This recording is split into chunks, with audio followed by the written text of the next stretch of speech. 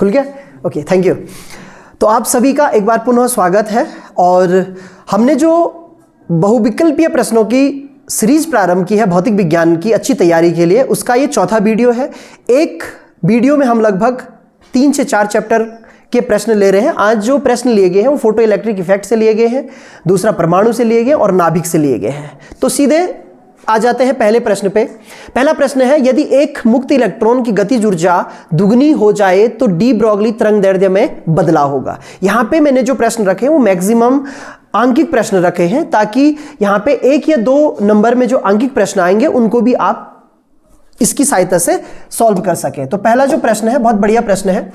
जो तरंगदैर्ध्य का फॉर्मूला होता है h/√2em होता है। सारे नोटेशन आपको पता होने चाहिए। h प्लैंक कांस्टेंट है, E ऊर्जा है और जो m है ये इलेक्ट्रॉन का द्रव्यमान है। तो यहां पे क्या कहता है, गतिज ऊर्जा दोगुनी होनी है, यानी कि जो E की वैल्यू है वो 2e हो जाएगी। शॉर्ट में आप करेंगे तो h/√2 × 2 और em। अब यहां पे क्या गलती हो सकती है वो देखिए। 2 का जब आप मल्टीपल करेंगे तो वो कितना हो जाएगा 4, या आप क्या करेंगे अंडर रूट से 2 को क्या ले लेंगे, बाहर ले लेंगे। तो होगा क्या, h/2 और em रहेगा।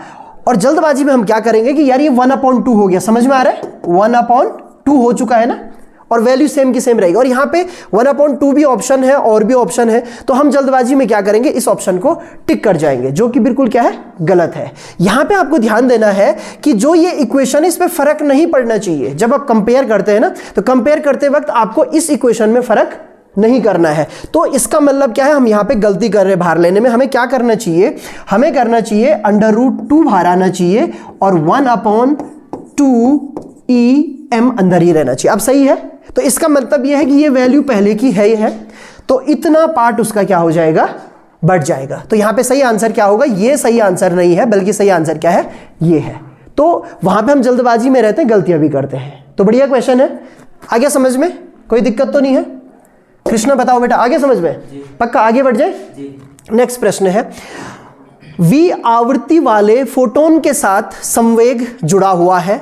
यदि प्रकाश का वेग c हो तो संवेग होगा। एक रिलेशन दे रखा है, यहाँ पे बहुत सारे ऑप्शन दिए गए हैं और हमें इसको सॉल्व करना है। तो यहाँ पे इसको भी सॉल्व करके देख लेते हैं।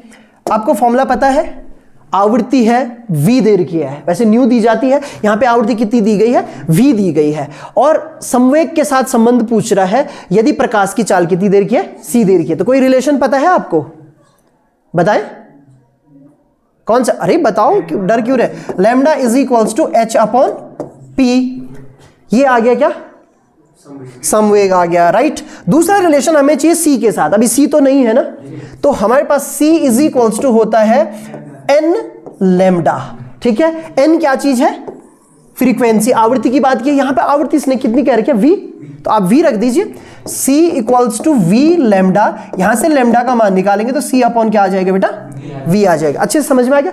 अब लैम्डा की इस वैल्यू को कहां पे रख दो, यहां पे, तो क्या हो जाएगा देखिए, c/v h/p। हमें p की वैल्यू चाहिए, तो p = क्या हो जाएगा, देखिए अच्छे से कीजिए, v h/c। ये कहीं पे दिख रहा है आपको, देखिए, हाँ HV हो सकता है, मतलब मैंने VH लिखा है, यहाँ क्या लिखा है, HV/c ना, तो B वाला आंसर क्या है, सही है। अच्छे समझ में आ गया। और न्यूमेरिकल क्वेश्चन भी आते हैं, इसके वैल्यू दे देगा। यहाँ पे तो हम इसको बहुविकल्पी में पढ़ रहे हैं, लेकिन आपको ध्यान रखना है कि इसके न्यूमेरिकल क्वेश्चन भी पूछे जाते हैं। आ गया समझ में, आगे बढ़े, ओके। अरे आप बोल लो, कोई दिक्कत नहीं है ना, हाँ ना करना है, बीच बीच में आप भी आंसर करें।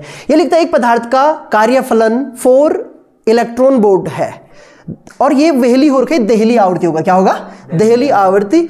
आवृत्ति नहीं है, तरंगदैर्ध्य, और आवृत्ति के साथ रिलेटेड होती है तरंगदैर्ध्य। एक बात आपको ध्यान रखनी है, तरंगदैर्ध्य और आवृत्ति का कैसा संबंध है, रेसिप्रोकल, व्युत्क्रमानुपाती का। किसका, ये क्वेश्चन बहुत बार पूछा जाता है। ये तरंगदैर्ध्य बढ़ती है तो आवृत्ति घटती है, या हम उल्टा कह सकते हैं कि यदि, अरे समझ में आ गया। तो यहां पे देखिए, ये देहली तरंगदैर्ध्य की बात कर रहा है, हम आवृत्ति ज्यादा पढ़ते हैं तो उससे कोई दिक्कत नहीं है, उन दोनों को हम एक दूसरे के साथ क्या कर सकते हैं, कन्वर्ट कर सकते हैं। यहां पे कार्यफलन दिया है, ये क्वेश्चन 1 नंबर और 2 नंबर में भी पूछा जा सकता है, राइट। तो W = क्या होता है बेटा, h न्यू। सही है। एच प्लैंक कांस्टेंट है, न्यू क्या है, आवृत्ति है। और ये अगर कार्यफलन की बात करें तो यहां पे 0 लगा दीजिए, या नॉट बोलते इसको, तो ये क्या है आपका कार्यफलन है। अरे समझ में आ गया? तो जल्दी जल्दी सॉल्व करें इसको। यहां पे W की वैल्यू दे रखी है 4 electron volt is equals to H की वैल्यू होती है 6.62 इंटू 10 टू द पावर -34। और अभी अभी मैंने न्यू का मान बताया था, एक बार फिर से बताऊं, C अपॉन क्या होता है, लैम्डा। अरे सही है। और इसी लैम्डा की बात हो रही है, लैम्डा हमें क्या करना है, फाइंड करना है। अरे सही है, लैम्डा हमें क्या करना है, फाइंड करना है। हो जाएगा ना, ये मैंने जानबूझ के लिख दिया एक बार। तो अब इस इलेक्ट्रॉन वोल्ट को आप क्या करो, चेंज करो। क्या करो, चेंज करो। आता है चेंज करना? 4 इंटू, बहुत इजी है, 1.6 इंटू 10 टू द पावर -19। अब ये क्या बन जाता है बेटा, जूल।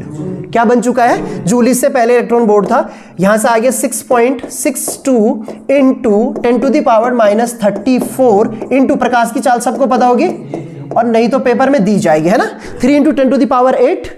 और लेमडा हमें क्या करना है, फाइंड अपॉन लेमडा लिख दिया।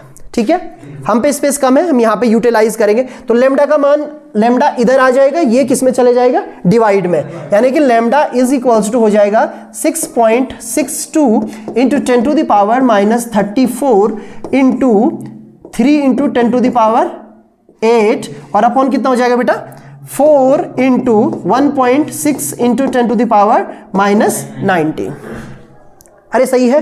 अब कैलकुलेशन देख लीजिए, ये -34 है, ये 8 है, ये ऊपर आएगा तो पॉजिटिव हो जाएगा, 19 और 8 27 हो जाएगा। तो यहां पे जब ये हम पावर की बात करेंगे तो 10 टू द पावर माइनस कितना बचेगा, 7 बचेगा। क्या बचेगा, अरे फटाफटी देखो, 19 और 8 27 हो गया, और 27, और ये समझ में आ रहा है ना। तो ये हो जाएगा, जब आप इसको सॉल्व करोगे, पूरा का पूरा सॉल्व करना, मैंने इसको सॉल्व किया था, ये लगभग ये वैल्यू आएगी। ठीक है, यहां पे मैं कैलकुलेशन नहीं कर रहा हूं, क्योंकि कैलकुलेशन आपको करना है कि यहां पे कैलकुलेशन करेंगे तो टाइम ज्यादा बर्बाद होगा। मैंने कैलकुलेशन ऑलरेडी कर लिया, ये 310 पॉइंट समथिंग आ रहा है। अरे सही है ना। और 10 टू द पावर -7 आएगा तो वहां पे पॉइंट आ रहा था 3.10 आ रहा था, तो हम क्या करेंगे, इस पॉइंट को हटा देंगे, ये ऐसा लिखेंगे तो 10 टू द पावर जो -7 था वो -9 हो जाएगा, और -9 को क्या कहते हैं, नैनोमीटर। अरे ध्यान रखना है, नैनोमीटर होता है, माइक्रो होता है, मिली होता है, और पिको होता है। क्या होता है, पिको। तो ये आंसर इसका क्या है, सही है। कैलकुलेशन आप लोग कर लेंगे। अरे सही है। तो आगे बढ़े, नेक्स्ट प्रश्न देख, अच्छे है ना प्रश्न। ये कहता है यदि किसी धातु के सतह पर आपतित होने वाले फोटोन की आवृत्ति दोगुनी कर दी जाए तो उत्सर्जित इलेक्ट्रॉन की अधिकतम गतिज ऊर्जा क्या होगी। ये बहुत, इसमें कैलकुलेशन करने की जरूरत नहीं, बहुत इजी क्वेश्चन है, सीधे रिलेशन आपको पता होना चाहिए। क्या कह रहा है, धातु की सतह पर आपतित होने वाले फोटोन की, फोटोनी आवृत्ति, हम जो फोटो इलेक्ट्रिक इफेक्ट पढ़ते हैं ना सॉरी, हम जो फोटो इलेक्ट्रिक इफेक्ट पढ़ते हैं उसमें क्या है कि फोटोन आता है, धातु की सतह पे आता है, उसमें एक सफिशिएंट क्या होनी चाहिए, आवृत्ति होनी चाहिए, जिसको हम देहली आवृत्ति कहते हैं। क्या कहते हैं, और वो उसकी सतह से क्या निकालता है, इलेक्ट्रॉन। इन इलेक्ट्रॉन को हम क्या कहते हैं, फोटो इलेक्ट्रॉन। क्या कहते हैं, फोटो इलेक्ट्रॉन। इतना पता है ना। तो कार्यफलन की बात हो रही है तो हमें रिलेशन पता होने चाहिए, E is equals to h nu. अरे सही है। तो सीधी सी बात है, आवृत्ति यानी कि E is directly proportional to nu. आवृत्ति बढ़ रही है, कितनी हो रही, दोगुनी हो रही है, सीधे रिलेशन हो तो दुगना हो जाएगा। क्या हो जाएगा, कोई दिक्कत तो नहीं है। तो इसको हम इतना ही करेंगे, समझ में आ गया। नेक्स्ट, फोटो सेल आधारित है, ये इजी क्वेश्चन है। फोटो सेल किस पे आधारित है बेटा, बताओ। प्रकाश विद्युत प्रभाव, धारा के रासायनिक प्रभाव, धारा के चुंबकीय प्रभाव, विद्युत चुंबकीय प्रेरण पर। अब फोटो सेल, ये फोटो शब्द जहां लिखा होगा ना, ये वाला, ये फोटो शब्द, फोटो में प्रकाश विद्युत प्रभाव, क्या, अरे सही है ना, क्योंकि सेल में तो रासायनिक ऊर्जा भी होती है, और तरीके से भी हम सेल बना सकते हैं, लेकिन फोटो जहां आ गया वहां प्रकाश विद्युत प्रभाव। ठीक है। और फोटो सेल कहां यूज होते हैं, आपके सोलर प्लेट में, सोलर सेल में। अरे सही है। तो बढ़िया है ये क्वेश्चन, गलती नहीं करनी है, वहां जल्दबाजी में गलती हो जाती है। यदि विराम से एक इलेक्ट्रॉन को 1 वोल्ट विभवांतर आरोपित कर त्वरित किया जाए तो उसकी गतिज ऊर्जा होगी। बहुत बढ़िया क्वेश्चन है, बताएं, सीधे बता सकते आप, बताएं। 1 वोल्ट, क्या, और कौन है, इलेक्ट्रॉन है। कुछ नहीं करना, हमारे पास V इक्वल्स टू, ये रिलेशन काफी बार मैंने पहले जब आपको विभव वाला पढ़ाया था तब भी बताया था। V इक्वल्स टू क्या होता है, W/Q। W यानी हमें ऊर्जा चाहिए, VQ हो जाएगा।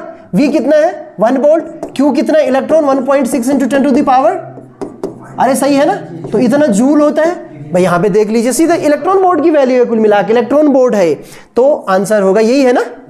और देख लीजिए कहीं पे कंफ्यूजन नहीं होना चाहिए, 10 टू द पावर -19 आना चाहिए, क्या आना चाहिए? अच्छा है, हो गया। आगे बढ़े, नेक्स्ट प्रश्न है 3 आवृत्तियां।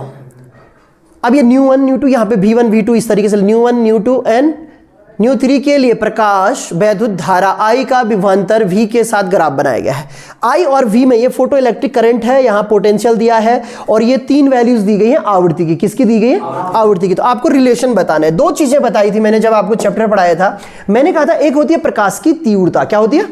तीव्रता का रिलेशन है कि जो फोटो इलेक्ट्रॉन क्या होंगे उससे इमिट होंगे यानी उत्सर्जित होंगे, वो कितनी जल्दी होंगे, क्योंकि तीव्रता का अर्थ है कि जो लाइट आती है वो कितनी जल्दी आती है। अरे सही है। मैंने आपको यह भी कहा था कि तीव्रता कितनी भी अधिक हो, अगर उसमें देहली आवृत्ति नहीं है तो वो क्या नहीं करेगा? इलेक्ट्रॉन को उत्सर्जित, बताया था ना। दूसरा मैंने कहा था कि यदि आवृत्ति ज्यादा होती है तो वो किस काम आती है? पहला काम क्या करती है? इलेक्ट्रॉन को उत्सर्जित करती है, जिसको हम कार्यफलन कहते हैं। क्या कहते हैं? कार्यफलन। और जो रेस्ट ऑफ एनर्जी होती है वो किस में चले जाती है? वो गतिज ऊर्जा में। वेरी गुड बेटा, आपने अच्छा पढ़ा है, सही है। गतिज ऊर्जा में, किसमें? गतिज ऊर्जा में। अरे सही है। तो यहां पे यही देखना है, ये स्टॉपिंग पोटेंशियल इधर की तरफ को नेगेटिव पोटेंशियल आता है जब हम प्रयोग कर रहे होते हैं ना, उस टाइम पे मैंने जो बनाया था एक्सपेरिमेंट वाला, तो नेगेटिव पोटेंशियल जब लेते हैं तो इसका मतलब सबसे ज्यादा रोकने के लिए इस पे लगा, तो इसमें सबसे ज्यादा ताकत होगी, ये आवृत्ति सबसे ज्यादा हो गई। फिर इसको यहां पे रोक लिया उसने, फिर ये आवृत्ति हो गई, इसको यहां पे रोक लिया, तो इसका मतलब इसको रोकने के लिए कम नेगेटिव पोटेंशियल की जरूरत पड़ी। इसमें कम ताकत है, इसमें ज्यादा ताकत है, इसमें और ज्यादा ताकत। समझ में आ रही बात? यहां पे नेगेटिव पोटेंशियल का मतलब है कि उन इलेक्ट्रॉनों में इतनी ऊर्जा थी, वो जाते हैं उसके अगेंस्ट। अरे सही है। और यहां पे उसको क्या कर दिया? रोक दिया। इसका मतलब V3 का मान सबसे ज्यादा है, तो ये वाला ऑप्शन क्या है? सही है। कोई दिक्कत तो नहीं है? आगे समझ में? बढ़िया क्वेश्चन है। ये तीव्रता में भी पूछा जा सकता है। किसमें? मैंने दोनों एक्सप्लेन कर दिए, ग्राफ आपको बताए भी थे और ये आते भी हैं कभी कभी, 1 और 2 नंबर में ग्राफ आते हैं। ओके, नेक्स्ट प्रश्न है किसी कण का संवेग दुगुना कर दिया जाता है, इसकी तरंग लंबाई कितनी गुनी हो जाती है? बताएंगे आप? बहुत इजी क्वेश्चन है। किसी कण का संवेग दुगुना कर दिया जाता है, इसके तरंग की लंबाई, लंबाई का मतलब है तरंग दैर्ध्य। क्या ये कंफ्यूजन करने के लिए सीधे से रिलेशन है h अपॉन डी ब्रॉगली का रिलेशन यही तो है। अरे lambda is equals to h upon p. h को क्या करें? दोगुना, तो h अपॉन 2p, फिर से वही 1 अपॉन 2 h अपॉन p। ये पहले की वैल्यू है ना, इसका मतलब 1/2 होगा। क्या होगा? 1/2। कोई दिक्कत तो नहीं है? बस हो गया। अच्छे प्रश्न है इस तरीके से, इसमें आपके और भी न्यूमेरिकल हो जाएंगे। प्लांक नियतांक की बीमा, बहुत जबरदस्त क्वेश्चन है। प्लांक नियतांक की बीमा बताइए। प्लांक नियतांक का मात्रक पता है, मैं बहुत बार लिखता हूं उस वैल्यू को। चलो हिंट देता हूं, वैल्यू लिखी जाती है 6.66 इंटू 10 टू द पावर -34 लिख दूं, जूल सेकेंड। क्या भाई? जूल सेकेंड होती है। अब जूल की क्या होती है? ml स्क्वायर और t-2। ये तो 11 से ही मैंने आपको याद करवा रखी है। और सेकेंड आ गया, एक कैंसिल हो जाएगा, इसका मतलब ml स्क्वायर t-1 बचेगा। राइट है? कोई ऐसा ऑप्शन यहाँ पे? कौन सा? सी नहीं है, ए है। यही गलती होती है हमसे देखने में, फर्स्ट वाला। तो ए आंसर क्या है? सही है। नेक्स्ट क्वेश्चन है यदि किसी धातु का कार्यफलन 2.8 इलेक्ट्रॉन वोल्ट हो तो देहली तरंग दैर्ध्य ज्ञात कीजिए। ये प्रश्न मैं ऑलरेडी बता चुका हूं, एक बार मैं थोड़ा सा बता दूं फिर से रिलेशन। ये कार्यफलन है W is equals to H ν0 आप कहेंगे 2.8 इंटू 10 टू द पावर -19। अब ये जूल बन गया बच्चों। क्या बन गया? जूल। अरे सही है। और ये 6.6 इंटू 10 टू द पावर -34 और इंटू हमें क्या चाहिए? फिर से तरंग दैर्ध्य चाहिए। अगर आवृत्ति की बात करते हैं तो हम सीधे यहाँ पे आवृत्ति ही लिखते हैं, राइट। लेकिन हमें तरंग दैर्ध्य चाहिए कि स्टेप और आगे जाना पड़ेगा। 6.6 तक ही लिख रहा हूं मैं, 6.7 भी होता है कई बार, 6.6 लिख देते हैं। -34 into c upon 3 into 10 to the power 8 और अपॉन क्या हो जाएगा बेटा? लैम्डा। भी बताया था ना। अरे सही है। यहां से आगे आप सॉल्व वैसे ही करेंगे। इसमें ध्यान रखना एंगस्ट्रॉम में आ रही वैल्यू, किस में आ रही? अब देखो आपका आंसर जो आएगा ना वो किस में आएगा, मैं यहां पे थोड़ा सा कैलकुलेशन कर ही लेता हूं। लैम्डा इज इक्वल्स टू हो जाएगा, शॉर्ट में कर रहा हूं, 6.67 into 10 to the power -34 3 into 10 to the power 8 और अपॉन 2.8 यही है ना, इंटू 10⁻⁻19। क्लियर है? और कुछ तो नहीं इसके साथ? अरे कुछ छूट तो नहीं रहा ना? सही है। तो जब आप करेंगे, ये मैंने कहा कि कितना आता है, एक तो 10⁻⁻7 आएगा। सही है। इसका मोटा मोटा जो हम कैलकुलेशन मैंने किया था, इसका कैलकुलेशन, इसका 4 पॉइंट समथिंग यानी 33 ले लो, इतना आ रहा है। समझ में आ रहा? मैंने कैलकुलेशन किया था, अभी कैलकुलेशन एक बार चेक कर लेना। 4.433, वैसे इससे कम भी आएगा पर लगभग ये वैल्यू नियरेस्ट है। ऐसे क्वेश्चनों में ज्यादा वो नहीं करना है। हो सकता है आपका 4 आ जाए, पीछे के ना भी आए तो आप उसको अप्रोक्सीमेट ले लेना, ठीक है, क्योंकि आगे की वैल्यूज में बहुत अंतर है। तो 4 वाली आ रही थी, 10⁻⁻7 आए। अब पॉइंट यहां है ना आपका, यहां आपको कहीं पॉइंट दिख रहा है? नहीं दिख रहा। तो आप क्या करो, इसको लिखो 4.433। अब देखो 3 पॉइंट आपने हटा दिया ना, तो इसका मतलब आपको यहां क्या करना पड़ेगा, 10⁻⁻, क्या करना पड़ेगा, अरे क्या करना पड़ेगा, 10 करना पड़ेगा। पॉइंट था ना उसमें, आप पॉइंट हटा रहे हैं। पॉइंट हटाने का तरीका पता है, पहले भी बताया, इसमें टाइम वेस्ट नहीं किया। अब ये 10⁻10 को क्या बोला जाता है, एंगस्ट्रॉम। तो इसका मतलब ये वाली वैल्यू क्या है, सही है। सही है, आ गया समझ में? ये क्वेश्चन भी और एक वीडियो एक बार आप और देख सकते हैं, है ना, तो फटाफट आपको पता लग जाएगा। 1 टाइम है ये, ऑप्शन आपको याद भी हो जाएंगे। सही है। नेक्स्ट है, हाइड्रोजन स्पेक्ट्रम की कौन सी श्रेणी दृश्य भाग में पड़ती है? तो आप बताएंगे इसका आंसर। दृश्य भाग में कौन सी श्रेणी पड़ती है? लाइमन थी, बामर थी, पाश्चन थी, फुंड थी, ब्रैकेट थी? अरे हाँ है ना, बताइए है, बताओ इसका आंसर। आने हैं इन क्वेश्चनों ने, ये तो बिल्कुल वो है याददाश्त पे डिपेंड वाला क्वेश्चन है, ऐसा नहीं कि कुछ करना। बताओ। बामर क्या? अरे समझ में आ रहे हैं, दृश्य भाग में कौन सी वाली पड़ती है? बालमर लिखा, बामर बोलते हैं हम लोग। लाइमन पड़ती है अल्ट्रा वायलेट में। किसमें पड़ती है? अल्ट्रा वायलेट में। कौन सी पड़ती है? लाइमन। उसके बाद बामर। अरे सही है। तो इस तरीके से बढ़ती जाती है, बाकी की अवरक्त में पड़ती है। किसमें पड़ती है? अवरक्त में। तो इसका होगा बामर, है ना। पाश्चन, ब्रैकेट, पीफुंड होती है, वो सारी की सारी अवरक्त में पड़ती। कहां पड़ती है? अवरक्त में। अरे ये पूरा सीरीज इसको मैं पढ़ाऊंगा एक बार फिर, क्योंकि कंफ्यूजन लग रहा है। इसमें हम लोग फॉर्मूला निकालेंगे, लैम्डा की वैल्यू निकालेंगे, फिर n1 n2 की वैल्यूज के साथ हम इसको सॉल्व करेंगे। आ गया? कोई दिक्कत तो नहीं है? बामर, हाँ कौन सा वाला? बामर। कभी कभी क्वेश्चन ये भी आता है कि हाइड्रोजन स्पेक्ट्रम के दृश्य भाग में सबसे ज्यादा काम किस वैज्ञानिक ने किया? तो किसने किया? बामर ने ही किया। यह होगा निम्नलिखित में से किस संक्रमण में तरंग दैर्ध्य न्यूनतम होगा? ये आ गया प्रश्न। ये जोड़े देर के, वो सीरीजों के लिए जोड़े देर के, कि ये वाला एक है, ये दूसरा वाला, ये तीसरा वाला, ये चौथा वाला।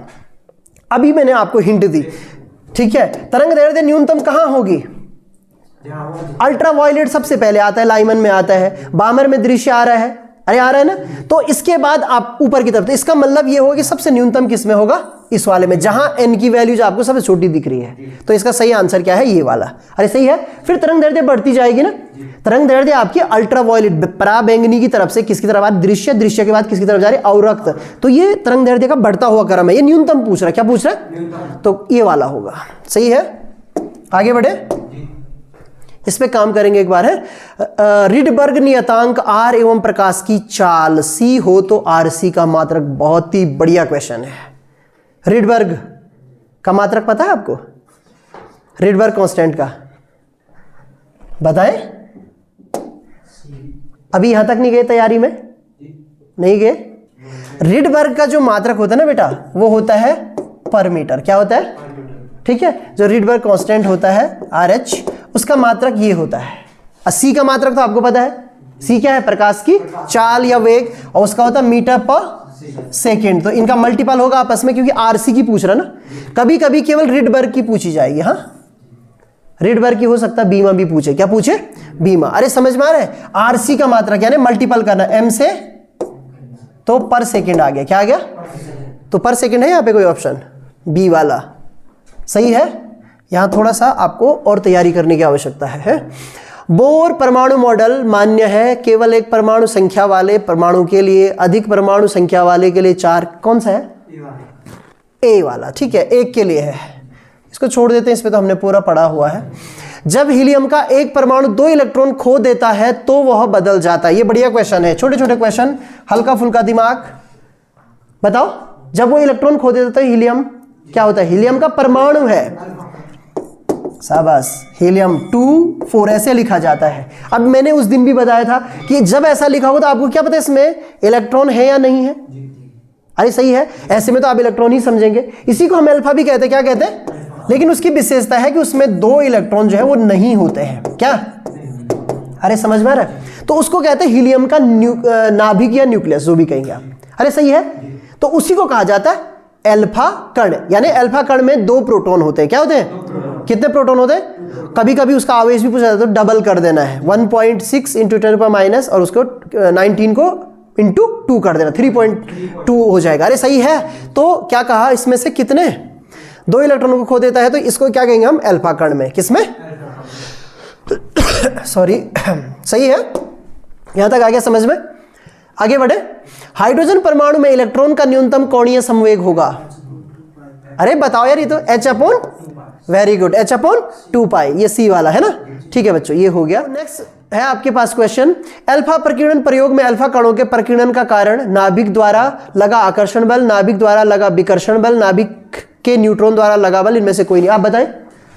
अल्फा प्रकीर्णन हम पढ़ते हैं ना, वो जो फिगर बनता है अल्फा कण प्रकीर्णन वाला, थोड़ा सा बना के दिखाऊं। जब ये मान लो एक क्या है, परमाणु का आकारीय नाभिक है। अरे हाँ ना, ऐसे जाती है ना किरणें, ये हो गया, फिर ये हो गया, फिर ये, और इनमें से एक वापस आती है। तो क्या कारण है इसका, क्यों आती है, बैक क्यों आती है? क्योंकि यहां पे क्या है, पॉजिटिव चार्ज है, और अल्फा कण अभी तो बात की थी, उस पर भी क्या होता है, पॉजिटिव चार्ज होता है। तो उनमें आपस में क्या होगा, हाँ, विकर्षण उसी को लिखा है। तो इसका सही आंसर होगा नाभिक द्वारा लगा विकर्षण बल। समझ में आया? हाँ, इसमें ये 2 नंबर का प्रश्न आता कभी कभी। नेक्स्ट, परमाणु में वृत्तीय कक्षा में इलेक्ट्रॉन किस बल के कारण घूमते हैं, ये बताओ। नाभिकीय बल, गुरुत्वाकर्षण बल, कूलाम बल, इनमें से कोई नहीं। बताइए। इसीलिए मैंने ये प्रश्न को शामिल किया। गलती यहां पे यही होगी, हम कहेंगे नाभिक नाभिक नाभिक चल रहा है दिमाग में। अरे समझ में? और हम आंसर करेंगे नाभिकीय बल। नहीं भाई, घूमने की बात हो रही है, इलेक्ट्रॉन घूम रहा है, नाभिक और उसके बीच में एक रिलेशन होता है, और वो है किसका, कौन से वाले बल का, कूलाम वाले बल का। विद्युत चुंबकीय बल होता है या विद्युत बल होता है, क्या होता है? अरे समझ में आ रहा है? तो सही आंसर है कूलाम वाला। कौन सा वाला? कूलाम बल। याद रखेंगे ना, इसीलिए इस प्रश्न को रखा। मुझे पता था इसका आंसर नाभिकीय आएगा। क्या आएगा? नाभिकीय के कारण ही। घूमने की बात हो रही है ना, नाभिकीय बल के कारण तो बेटा बंधन ऊर्जा होती है, जो न्यूक्लियस है, उस न्यूक्लियस का क्या है, अस्तित्व है। किसके कारण? नाभिकीय बल के कारण। किसके कारण? ओके, रिडबर्न नियतांक का मात्रक आगे आप तो बता ही दोगे, पर मीटर। क्या? ए वाला आंसर हो जाएगा। कंफर्म हो गया? मीटर इनवर्स या पर मीटर बोलते उसको, राइट। विद्युत चुंबकीय क्षेत्र निम्न में से किसे त्वरित नहीं करता है? इलेक्ट्रॉन, प्रोटॉन, न्यूट्रॉन, अल्फा कण। बताइए फटाफट। विद्युत चुंबकीय, अभी मैंने एक्सप्लेन किया है, लगभग उससे मिलता जुलता, बहुत इजी प्रश्न है। ठीक है? न्यूट्रॉन बिल्कुल सही है। यहां पे भी आप गलती कर रहे हो, और बच्चे क्यों नहीं बता पा रहे? भाई इलेक्ट्रॉन है, नेगेटिव चार्ज होता है, प्रोटॉन है, पॉजिटिव चार्ज, में ऐसे लिख रहा हूं, ऐसे भी लिख सकते हैं आप। न्यूट्रॉन है, कोई चार्ज नहीं, 0, और अल्फा कण है, यहां पे तो 2 प्रोटॉन के बराबर चार्ज है। हाँ है ना? तो केवल ये है जो न्यूट्रल है, और न्यूट्रल पे कोई नाम ही क्या उसका, न्यूट्रल। मेरे को कोई फर्क नहीं पड़ता भैया, पॉजिटिव है नेगेटिव है ना। नेगेटिव का मतलब आप मान लीजिए कि वो नेगेटिव बातें करता है, पॉजिटिव का मतलब वो पॉजिटिव बातें करता है। न्यूट्रॉन कहता है मुझे कोई मतलब, मेरे कान बंद है, मैं किसी की बात नहीं सुन रहा हूं। अरे समझ में? तो न्यूट्रॉन क्या है? न्यूट्रॉन। आगे समझ में? आगे बढ़े। निम्नलिखित युग्मों में कौन संभारिक युग्म है? फटाफट बताएं, जल्दबाजी कर रहे हो बेटा। संभारिक क्या होता है? ऐसे परमाणु जिनके परमाणु द्रव्यमान समान होते हैं। ऐसे परमाणु जिनके परमाणु द्रव्यमान क्या होते हैं? ए के बारे में बात हो रही है। ए समान। अरे समझ में आ रहा है? ये होता है। बताइए तो कौन सा है आंसर? अरे देखो ना, किसमें, किसी में भी नहीं। ये देखो, ये क्या समान है? ये समान है, ये समान है, ये समान है। नहीं समझ में? समस्थानिक नहीं पूछा भाई, संभारिक पूछा। 2 चीजें हैं, एक है समस्थानिक, क्या समस्थानिक, समस्थानिक यानी कि एक ही स्थान पे रहने वाले। ये एक ही परमाणु के क्या होते हैं? एक ही परमाणु होगा, एक ही कण होगा जिसके परमाणु होंगे, ये जैसे हाइड्रोजन के हम 3 ले लेते हैं, जिनके परमाणु क्रमांक समान होते हैं, जैसे H1H, H12, H1 3, देखिए H1H, H1 2, H1 3, ये देखो परमाणु क्रमांक क्या है, समान है। तभी तो ये जब पीरियोडिक टेबल में लिखे जाएंगे तो एक ही स्थान पे आएंगे, ये समस्थानिक और समभारिक जिनका भार बराबर है, ये देखो ये भार बराबर है ना, तो ये आंसर है। गलती कर रहे हो छोटे छोटे प्रश्न में, लग रहा है ना आपको कि भाई वाकई काम के प्रश्न हैं, छोटे प्रश्न आएंगे हम गलती कर जाएंगे। नेक्स्ट है, निम्नलिखित में कौन विद्युत चुंबकीय तरंग वाले गुण का है, अल्फा, बीटा, गामा, इनमें से कोई नहीं, गामा, बहुत बढ़िया। सूर्य की अत्यधिक परिमाण विमुक्त करता है, इस प्रक्रिया को कहते हैं सूर्य ऊर्जा की अत्यधिक, मैंने वो स्किप कर दिया था, कौन सी घटना होती है सूर्य में, संलयन, ठीक है, ओके, बहुत बढ़िया। नेक्स्ट है, किसी तत्व के दो समस्थानिकों के नाभिकों में अवश्य, अब बताएं, समस्थानिक मैंने पहले ही समझा दिया, कौन सा रिलेशन है इसमें से, न्यूट्रॉनों की समान संख्या, प्रोटॉनों की समान संख्या, प्रोटॉन तथा न्यूट्रॉन की समान संख्या, प्रोटॉन की असमान संख्या। अब देखिए जब मैं आपके सामने हूं, पेपर नहीं है, तब ही आपको इतना कंफ्यूजन है, अभी समझाया उसके बाद कंफ्यूजन है, तो पेपर में तो कहीं ना कहीं डर लगेगा ना, इसी डर को भगाना है हमको। गलत बात, परमाणु क्रमांक समान होंगे, मैंने अभी परिभाषा दी, परमाणु क्रमांक क्या होंगे, और परमाणु क्रमांक केवल और केवल किस पे निर्भर करते हैं, प्रोटॉनों की संख्या पे, इलेक्ट्रॉन पे भी नहीं। इलेक्ट्रॉन न्यूट्रल अवस्था में, किसमें, जब हमारा जो क्या परमाणु होगा ना, उसको जब हम न्यूट्रल कहेंगे, यानी ना तो वो धन आवेशित है ना ही ऋण आवेशित, उस टाइम इलेक्ट्रॉनों की संख्या कह सकते हैं, लेकिन हमेशा जो सत्य है वो क्या है, प्रोटॉनों की संख्या। तो उनमें प्रोटॉनों की संख्या समान होती है भाई, देखो 1H1, 1H2, 1H3, एक प्रोटॉन, एक प्रोटॉन, एक प्रोटॉन, Z का मान क्या है, एक, इलेक्ट्रॉनों का दावा नहीं किया जाता है, तो ये वाला आंसर सही है। समझ रहे हो, आगे बढ़े, कोई दिक्कत नहीं है, अभी नहीं आ रहा है, लेकिन अब जब समझा दिया है तो इनको करो। ये कभी कभी परिभाषा आती है लिखने के लिए, समस्थानिक की, समभारिक की, अगर इजी पेपर बना तो ये करना है। नेक्स्ट है, द्रव्यमान ऊर्जा के समतुल्य है, सही संबंध, E = mc², ये वाला ना, तो ठीक है, आगे बढ़ जाते हैं। निम्नलिखित में सबसे स्थायी कौन है, देखिए स्थायी बताना है, कुछ याद आ रहा है, किससे रिलेटेड क्वेश्चन है। जब प्रश्न आपके सामने आए ना, आपको पता होना चाहिए कि हमारे किस चैप्टर से संबंधित है और कौन से टॉपिक से संबंधित है, किससे संबंधित है ये। हमने एक ऐसा ग्राफ पढ़ा था जी, इस तरीके का पढ़ा था, रब बनाया है मैंने, अरे पढ़ा था, क्या बोलते हैं इसको, बंधन ऊर्जा प्रति न्यूक्लियन, क्या कहते हैं, बंधन ऊर्जा प्रति न्यूक्लियन, ये है। तो यहाँ पे सबसे टॉप पे 9.5 इलेक्ट्रॉन वोल्ट की जो एनर्जी होती है वो फेरस की होती, किसकी होती है, अरे हाँ है ना। फिर ऐसे एक बार एक ऑक्सीजन की होगी और एक हीलियम की होगी, ये होते टॉप पे। तो इनमें कार्बन की भी होती है, एक और बम्प होगा यहाँ पे, ठीक है। ये बम्प का मतलब होता है जो बीच में बम्प बने हैं ना, बम्प का मतलब जो ऊंचे उठे हुए हैं। ये हम एक ग्राफ पढ़ते इसलिए हैं, ये ग्राफ हमें बताता है कि जिन जिन की बंधन ऊर्जा प्रति न्यूक्लियन, नाम भी समझो ना, हमने बांध के रखा, न्यूक्लियस ने उसको बांध के रखा हुआ है। जिसने टाइटली बांधा होगा, जिसकी ऊर्जा ज्यादा होगी तो अपने न्यूक्लियस को टूटने देगा, नहीं टूटने देगा ना, तो वो क्या रहेगा, स्थायी रहेगा। क्या रहेगा, समझ में आ रही बात, अरे सही है। तो इनकी भी है, लेकिन सबसे ज्यादा किसकी है, फेरस की। किसकी है, फेरस की है। यहाँ पे फेरस ऑप्शन देखिए जरा, इसको क्विट कर दे, समझ में आया ना, इसको भी मैं विस्तार से बताऊंगा आपको। तो बेटा यहाँ पे फेरस है, ये वाला आंसर सही है। आगे समझ में। नेक्स्ट प्रश्न है, नाभिकीय रिएक्टर में कंट्रोल रॉड कैडमियम, वैसे कैडमियम बोरोन की होती है यूज, है ना, का प्रयोग किया जाता है। न्यूट्रॉन की गति कम करने के लिए होना चाहिए था, न्यूट्रॉन अवशोषित करने के लिए इनमें से कोई नहीं, इनमें से सभी। ऐसे कैसे हो गया, पक्का पता है, मैंने कहा भी, मैं क्वेश्चन करने से पहले भी आंसर बता दे रहा हूं। कैडमियम और बोरोन कंट्रोल रॉड होती हैं। कंट्रोल नाम ही क्या है, कंट्रोल करना, उन्होंने क्या करना है, आपको सिस्टम को समझना है। कंट्रोल रॉड का काम होता है जब 3 न्यूट्रॉन निकलते, कितने निकलते, उनमें से वो 2 को अवशोषित कर देते हैं। एक होते हैं मंधक, जिसमें हम भारी जल लेते हैं या ग्रेफाइट लेते हैं। ये भी आता है कि जो न्यूक्लियर रिएक्टर होता है उसमें हम मंधक के रूप में किसको यूज करते हैं, भारी जल को, D2O, क्या ड्यूटेरियम किया जाता है उसमें, क्या किया जाता है यूज, ड्यूटेरियम, भारी जल बोलते, क्या बोलते हैं, भारी जल। तो भारी जल या ग्रेफाइट, या क्या काम है ना, ग्रेफाइट। और कंट्रोल रॉड कौन सी है, कैडमियम और बोरोन की।